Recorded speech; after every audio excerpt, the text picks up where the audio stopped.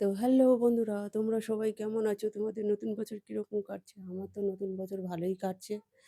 ভালোই কাটছে না, মোটামুটিই কাটছে। কেননা যা ঠান্ডা পড়েছে, উঠতে একদম তো ইচ্ছেই করছে না। কিন্তু সূর্যমামা মাথার উপর উঠে গেছে, তাই জন্য উঠতে হবে।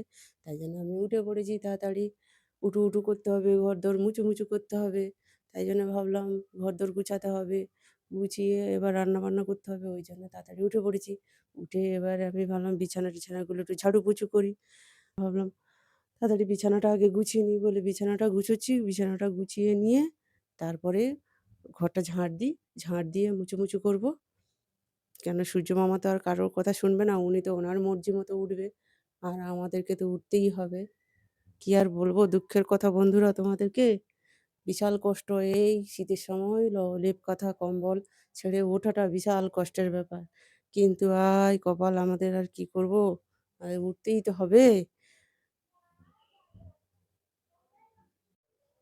তাই ভাবলাম দুঃখের কথাটা তোমাদের সঙ্গে একটু শেয়ার করি। কেননা এখন তো উঠতে একদম লেপ কাঁথা ছেড়ে উঠতেই ইচ্ছে করে না। কিন্তু উঠতে হবে। আর মনে হয় যেন কেউ বেশ দুটো রান্না করে মুখের ধারে দেবে। আমি হাম করে খাবো। কিন্তু কেউ তো আর দেবে না, দেওয়ার মতো নেই।